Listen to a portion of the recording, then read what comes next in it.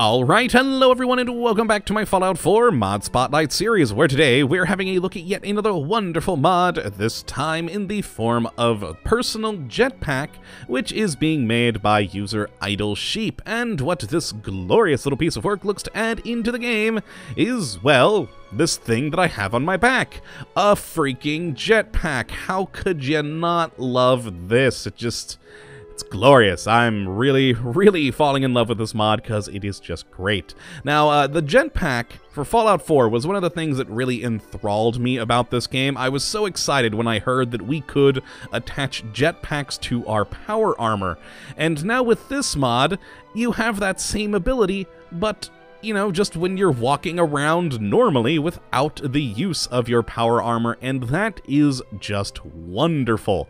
Now, as for how to use it, it functions exactly the same as the jetpack does on power armor. So you just jump up in the air, hit space and hold it down, and you fly. And it, of course, consumes your action points as you do fly, and it consumes them at a pretty quick pace. So it's not really a prolonged jetpacking experience, unless of course you have a crap load of action points. It's really more of a jump jet, but it's quite useful for getting on top of buildings, getting across distant gaps, like say between the bar and this house that I just did, or just, you know, flying up into the air and getting a good look at things. And of course, just like with the power armor, this completely negates all fall damage. So if we wait for it to recharge our action points and go as high as we can into the air, we'll drop down and we shouldn't lose a single hit point. So here we go, fly way up, and normally this would probably kill us. But now, not a single loss of life, and it is wonderful, and it just makes me happy. I mean, again, come on, how could you not want a freaking jetpack? And as to how you actually get this jetpack in the game, it's pretty simple. You have a couple of options, the first of which being console commands. Now, the ID for this is pretty simple. It is just XX000802, and of course the XX you simply replace with whatever the load order of this mod is in your installer. So for me, it was loaded first, so it is 01, and then you're just good to go. You can spawn that in and be quite happy. Now, there is a version of the mod that does use, for you to get it non-cheatingly, you can go to the chemistry station here, and down in utility, we have the independent jetpack, which will of course require resources here, as well as science 4 and armorer 4. And also, another version of the mod exists so that if you have crafting workbenches installed, which we looked at a little while back, you can also have this compatible with crafting workbenches, so you'll use the armor workbench to build it, which will then require these same, you know, perk requirements here as well as the resources. So just different ways to get a hold of it, and you're good to go.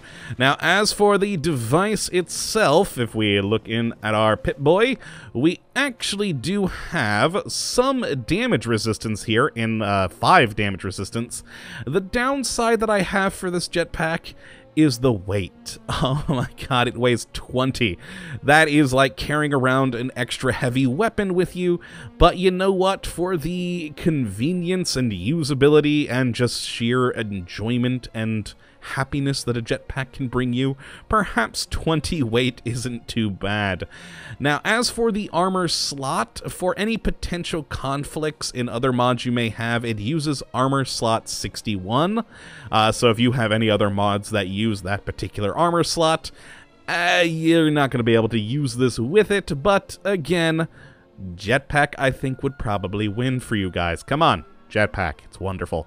And there are a few issues with it though. One minor problem is that if it drops on the floor, so if we did drop this right now with R, it would vanish, because apparently right now it doesn't have a usable global model.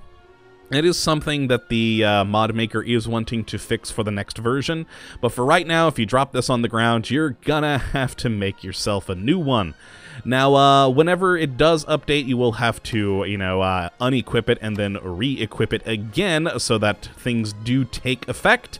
But yeah, other than that, once you're good to go, you just fly away. Ooh, though, other oddities I should probably point out. This is more of a pet peeve of mine. Now, I actually really love the effects. We get the flame coming out of the nozzles correctly, you can see there, and the cool smoke. But the problem is, besides the flame coming out of the back nozzles, it also seems to be coming out of our waist. So if we zoom out a little bit more, oh no, that's as far as we can zoom out and go up, you can see we also have a really large flame basically going between our legs, and that's a little weird.